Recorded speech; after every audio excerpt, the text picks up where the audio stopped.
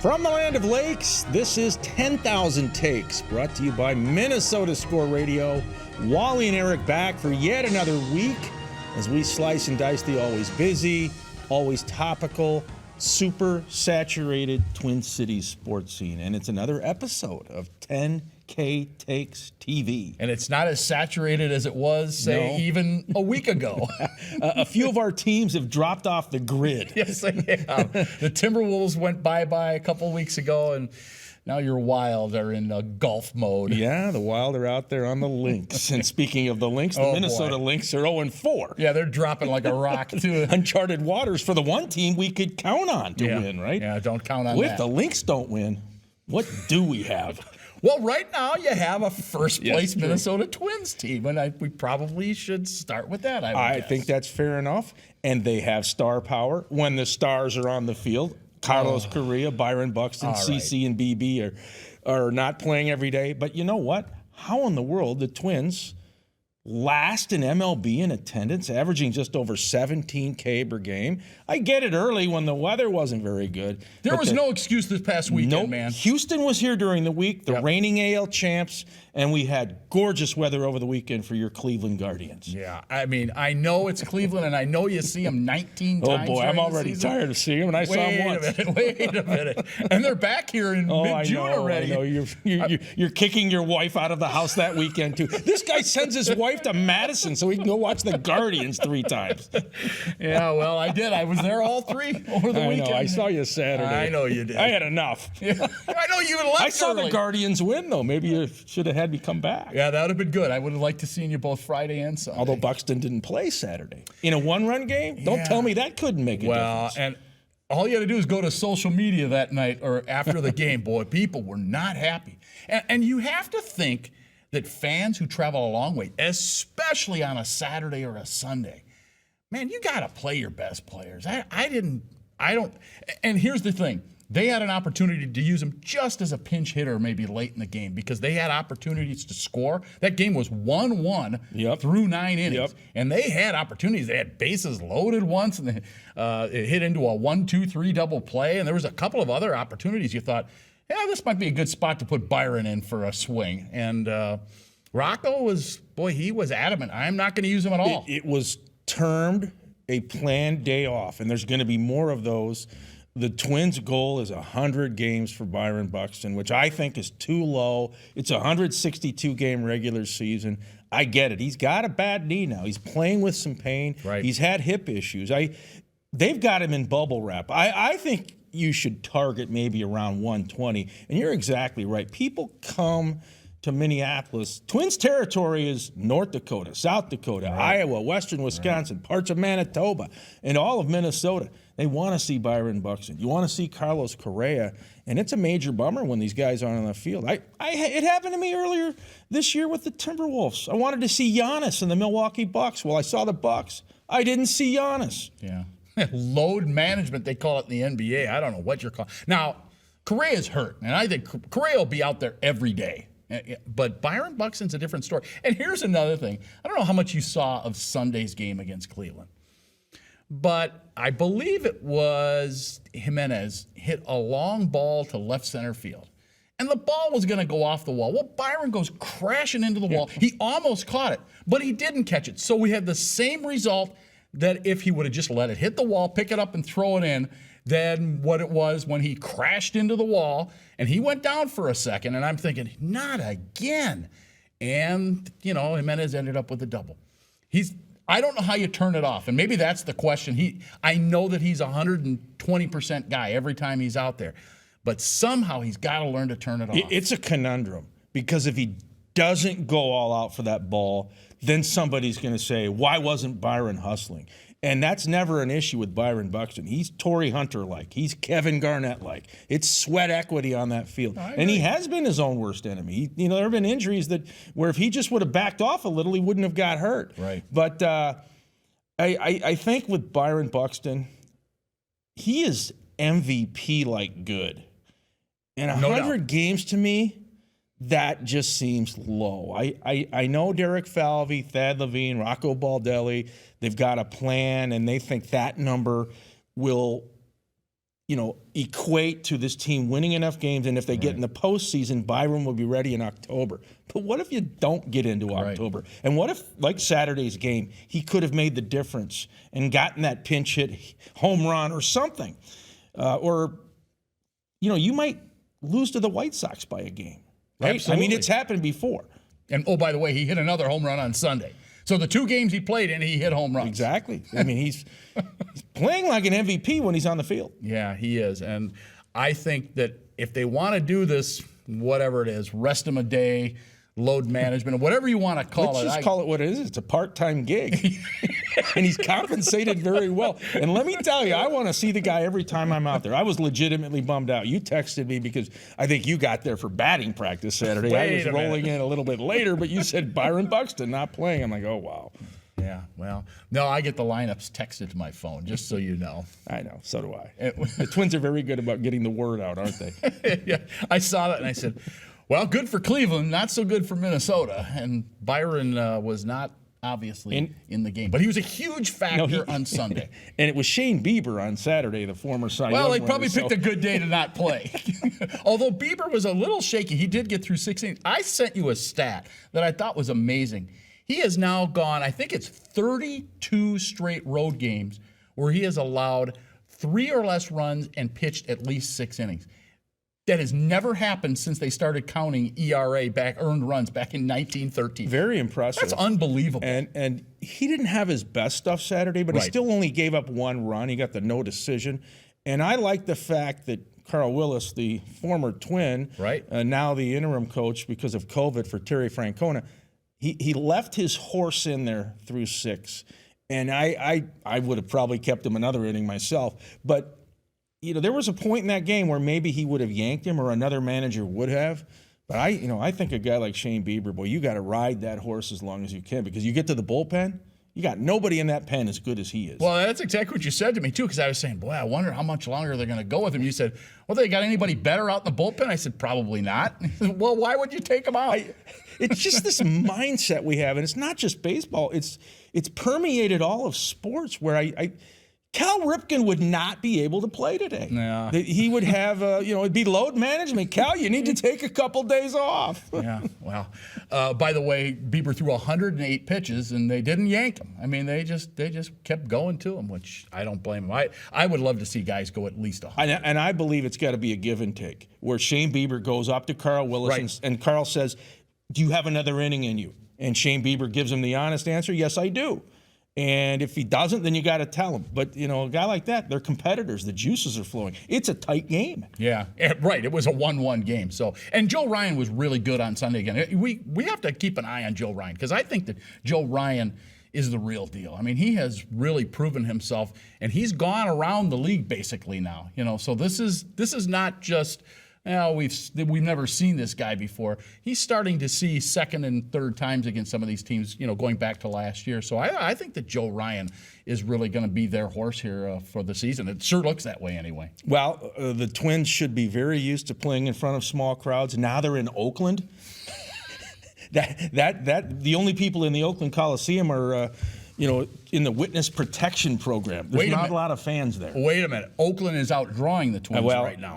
Which is amazing. Yeah, their average attendance is about 22,500, where the Twins are at 17,000 plus. And I know the weather's a problem, was a problem, but it shouldn't have been this past week. Well, Houston was here, man. They're worth seeing. Yeah, They're absolutely. Pretty good. Well, I thought Cleveland was worth seeing, but that's obviously. My opinion. All right, stick around. We're going to talk more Twins. The president, Dave St. Peter, will join us, and we'll get into a lot more. 10K Takes, your Byron Buxton ticket. I've been meaning to give you these for many years. I think they're perfect.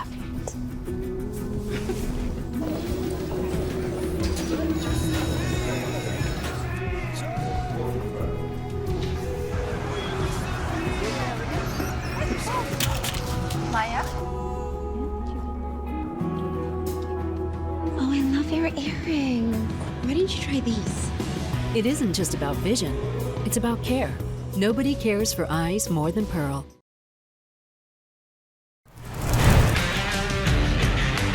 10,000 takes. Wally and Eric and we are going to continue talking Minnesota Twins baseball, and we are joined now by the president and CEO of the Minnesota Twins, longtime president of the Minnesota Twins, started back in 2002. And Dave St. Peter, you got to be happy with where the club is right now, first place in the American League Central. Well, good to be with you, Wally and Eric. And yeah, we're approaching that 40 game mark that Tom Kelly has often championed. That's kind of when you assess kind of where you are and how you feel about your team and identify your weaknesses and your strengths. And I think we feel as though we know a lot more about our team today than we knew when we left. Fort Myers, but we feel good about the progress. Particularly, I think some of our younger pitchers, Joe Ryan at the top of that, Josh Winder, certainly others. Our bullpen's been pretty sound. So at the end of the day, we feel as though we're well positioned to have a fun summer here at Target Field and hopefully find ourselves playing meaningful games, not just in September, but the goal here is in October, and we think that that's within our grasp. Yeah, and Dave, this team has been resilient because you've lost a lot of guys to injuries. You've had COVID, where Rocco was out for a while, but the team is showing this ability to fight through the issues, hasn't it? Yeah, I think that's evident, and I think a lot of teams are dealing with that, right? And we've dealt with so much the last 2 years that it just seems like it's kind of par for the course. But you're right. We've had a number of injuries, and certainly losing Carlos Correa was not part of the plan. So we're hoping to get him back on the field here over the course of the next week or so, and that'll be a huge bonus to our club, not just offensively, but frankly defensively. Chris Paddock's injury hurts. Obviously Byron's knee issues have been well documented in terms of him being in and out of the lineup.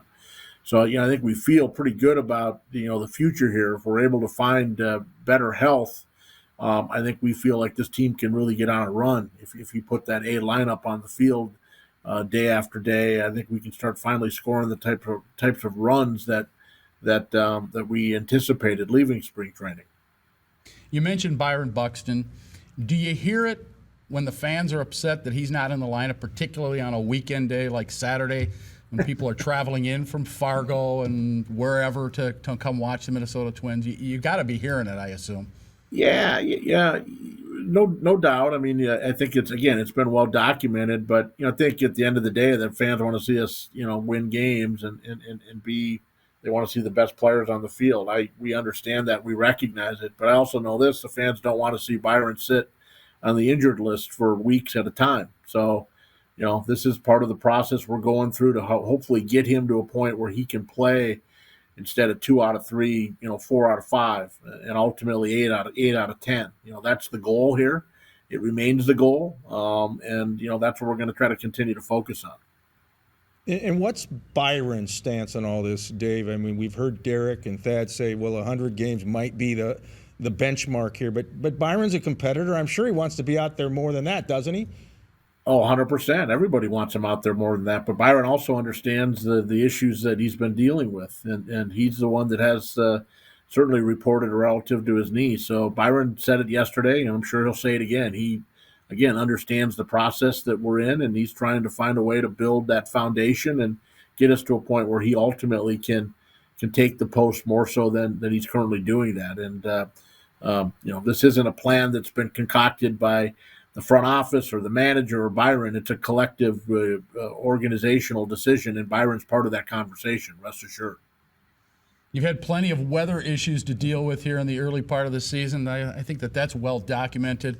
But just averaging over 17,000 fans a game, you can't be thrilled with that. Yeah, I'm sure you'd like to see more people in the building. You had, pretty good weather this past week, yet there were plenty of empty seats. Any thoughts coming from the front office on how to rectify that, or are you concerned about it at all? Yeah, I mean, I never judge our attendance in April and May, Wally. Let's judge it in June, July, and August. This ballpark, the maximized attendance here, it's Memorial Day to Labor Day. That's really where the focus always has to be. I can go back and show you a lot of Aprils and Mays in the Metrodome with really good teams where we struggle to draw. So, we're optimistic about our ticket sales. We've got work to do. Fans listening to this, I'd encourage you, if you've never been to a game for a while, step up and buy a ticket. We'd love to see you here. Obviously, coming off of COVID, there's, some of our fans have not been here for a while, and the late start we got relative to the labor situation certainly has had an impact on ticket sales early. So we're still playing catch up a little bit, particularly on the group ticket side. And but I'm bullish on where this is going. All the trend lines show that we're going to be right where we need to be from a ticket sales perspective. But we have work to do, Wally, and that's on the organization, but it's also on the fan base. We need our fans to step up and support this team. We think we had a good ball club. Dave, as you know, stadiums and arenas, they age in dog years, and you really have to keep tweaking and tinkering. And I think the Twins have done a great job with Target Field. You're always trying to improve the venue. New scoreboard coming in next season. You've got the new skyscraper out there in right center field we can look at. So there's still some change coming for the ballpark, isn't there? Yeah, I mean, we're excited about new video boards in 2023. We replaced all the technology, the kind of the behind the scenes infrastructure this year, but all the new boards coming next year, and quite a number of additional boards. There will be incrementally new video product in the building. So I think that's going to be spectacular. And you're right, Eric, we're always looking for ways to keep the building fresh, keep it modern. I would expect that you're going to see a additional transformation of some of the interior spaces over the next 3 to 5 years. I think you're going to see incremental investments in the concessions operation, trying to find ways to make it better, find ways to make it even more fan friendly, probably more in the kind of the grab and go type concept that seems to be kind of sweeping stadiums, arenas, and airports around the country. So we're excited about that challenge and feel like Target Field remains the best venue in the Twin Cities, and we're going to continue to invest in it to ensure it stays that way. Length of game or pace of game, which is more important to you? I know that there obviously have been some rule changes, and there might be some more coming up next year. Which are you more concerned with? I seem to think that pace of game is more important than the length of game. Your thoughts? Yeah, I think they're both really critically important. I'm not trying to dodge the question, but I just think the reality, all the data would show that younger people are just not going to invest 3 hours and 45 minutes to watch anything. So we have to find ways to shave some time off our game. I'm encouraged by what we're seeing in the minor leagues, Wally. The pitch clock is shaving on average about 20 minutes off of games. We think that is going to be transferable to the major leagues. We hope we'll see that as soon as 2023. And then in terms of just pace of game, really what you're referring to there is, the balls put in play, things moving on the field. I think there's a lot of things being contemplated, whether it be regulating shifts or larger bases or some other things that are all kind of geared at trying to ensure that we have, frankly, I think it's giving fans more of what they want in the sense of hopefully more athleticism on the field. You're going to get to see greater defensive plays because shortstops are going to have to actually go into the hole to make a play. I think that there's been a lot of that's been kind of dumbed down due to shifting over the course of time. So, and I think they want to see ultimately probably on some level less strikeouts, more balls put in play, fewer walks, more balls put in play. So there are some things that I think are coming that players ultimately will adapt to that I think are going to be good for our sport. It's one of the benefits of the new labor agreement is I think the commissioner now really has a very clear path to institute rule changes that I fully expect him to do as soon as 2023. Year 2 of the union between the Minnesota Twins and the St. Paul Saints at the AAA level. How is that going? It's going fabulous. We saw the benefit during this homestand. Royce Lewis and him coming to the big league club when Correa got hurt, and he jumps in his car, leaves CHS Field, drives over to Target Field. Pretty good. And the Saints have been great partners. Obviously, they've been doing what they do for a long time. Our players enjoy playing over in St. Paul. CHS Field is beautiful. It's a wonderful facility, and there's all kinds of synergies from a player development perspective to have that group playing in St. Paul, and housing, transportation, airport, medical.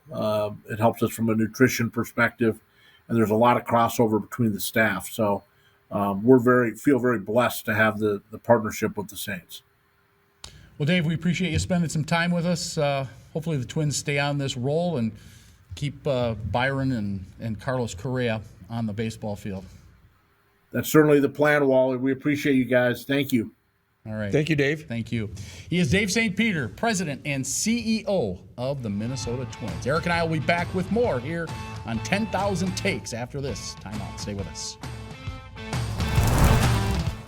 I've been meaning to give you these for many years. I think they're perfect.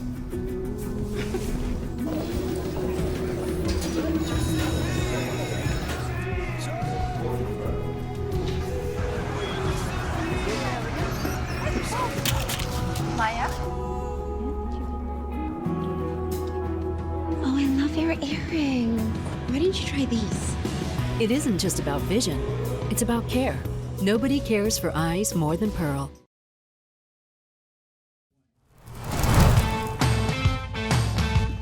Ten 10,000 Takes, Wally and Eric. We talked plenty of baseball. And I guess football is apparently never out of season. Case in point, there were several USFL games over the weekend. I'm sure you were tuned in. Every time I turn on the TV over the weekend now, I flip it on and there's the New Jersey Generals or the Birmingham Stallions or whatever it is that they've got going on. It's just crazy. I want to shoot down the myth and the stereotype that I'm football 24/7. I don't know, man. I've been around you for a while now. I love football, but I like my sports seasonal. Okay. I'm in baseball mode now, hockey even, and basketball and soccer.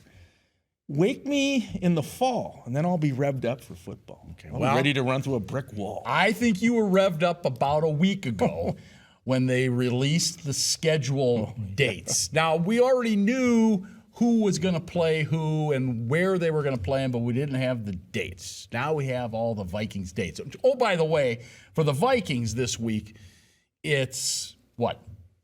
Rookie mini camp this past weekend, and then next week we've got the OTA/mini camps going on. There's like 2 or 3 of those. You can't get it out of your system. 3 of them. Yeah, we got May 24th through the 26th, and then a couple of different mini camps in June out there at the TCO Performance Center. Well, you'll be camped out there. Yeah, I'm just going to be like a KOA campground for me. I hope there's a pool I can swim in.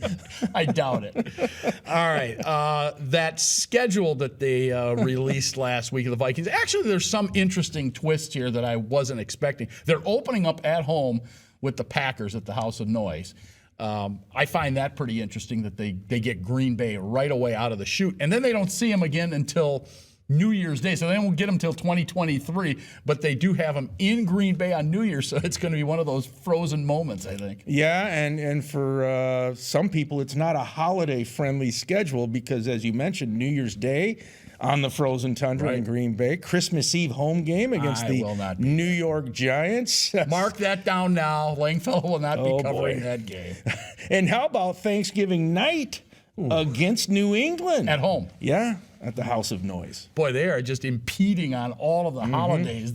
Nothing's sacred. The NFL controls everything. Apparently, they're going to control my holidays too. I see. You better learn how to pivot. I'm a maybe on Thanksgiving night. I'm a maybe on. Well, if they're out of it, I am not going to Green Bay on January 1. I mean, if they are not in the picture, are you going?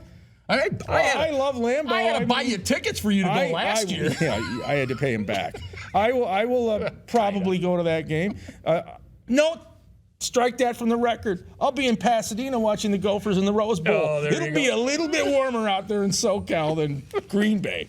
And the big question, are you going to either Philadelphia for Monday Night Football, which will be on ABC, which is kind of nice, or are you going to London, where you and I were, 9 years ago now? That's already been 9 years. I don't know if I'm going to make either of those trips. The one that I'd like to circle and go on is at Miami. I love Hard Rock Stadium, the Dolphins venue, but it's in October.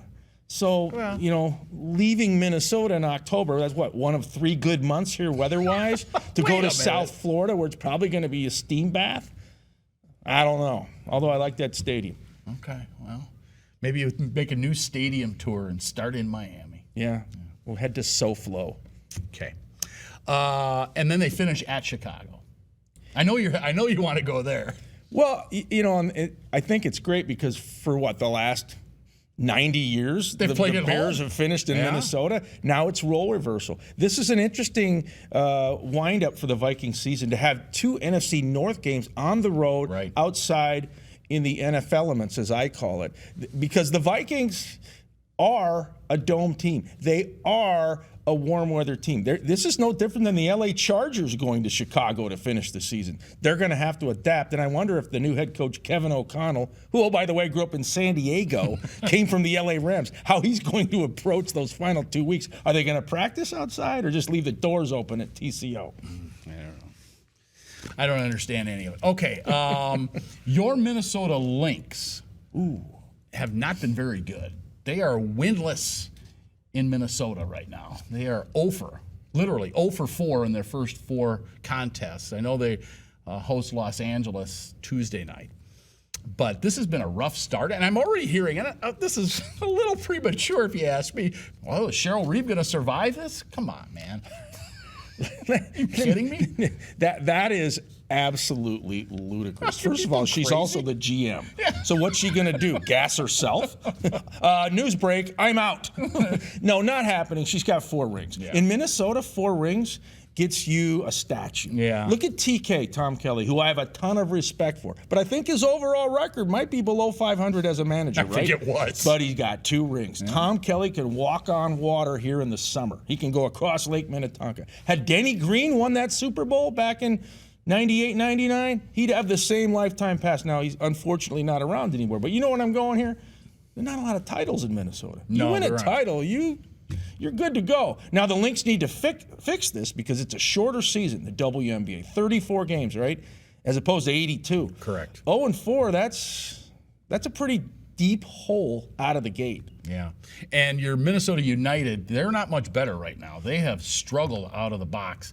And I am concerned that this is not going to be a season for them to remember because they're not scoring goals. I think that's their number one thing right now. Yeah, they lost to the Seattle Sounders out in the Emerald City. And, they're sputtering. The only bright spot for Minu is they have the Major League Soccer All-Star game in August. So they can start marketing that now if they want. Yeah.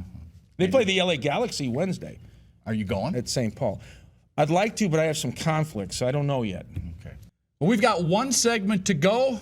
Takes of the day. A couple of doozies coming up right here on 10,000 Takes. Your Vikings holiday schedule tickets. I've been meaning to give you these for many years. I think they're perfect.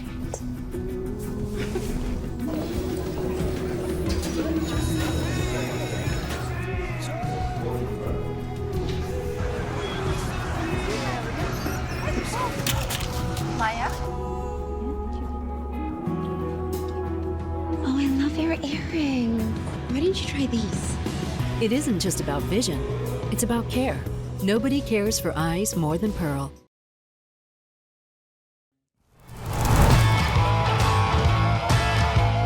$10K Takes on television. Final segment of today's show. Mood meter is out. We're going to find out if you're a happy camper, grumpy guardian, giddy guardian, salty skipper. Takes of the day. Yes, well, you assumed that over the weekend there were going to be plenty of folks over at Target Field watching Cleveland that were going to be wearing that new gear, Guardian gear, the G word. I saw none. I was there for all 3 days. I did not see one single person wearing Guardians gear. I saw plenty of Chief Wahoo. I saw plenty of Cleveland Indians. No Guardians gear, which makes me a happy camper. Yeah, boy, he is Giddy. grinning ear to ear. He's like a Halloween pumpkin. Wow. All right, well, my take of the day, I'm going to give a shout out to our friends north of the border. Oh, Canada. What a series they're going to have in the Western Conference. Calgary versus Edmonton. How about that? It's the provincial battle of Alberta. You talk about Green Bay, Minnesota, that's what you're going to get with that one as Connor McDavid and the Oilers knocked out my LA Kings in Game 7. Calgary won a Game 7 against the Dallas Stars, the old North Stars. So, you know what? I hope one of these Canadian teams gets into the finals. It's been since 93 since a team from Canada won the Cup. And we're only in the conference semis right now. Yeah, round 2. Long season. All right, we got to go. Let's FedEx out those thank yous. One to our great crew behind the scenes, also for Rocky and Dave St. Peter. He's Wally, I'm Eric. This is 10K Takes, your sports ticket.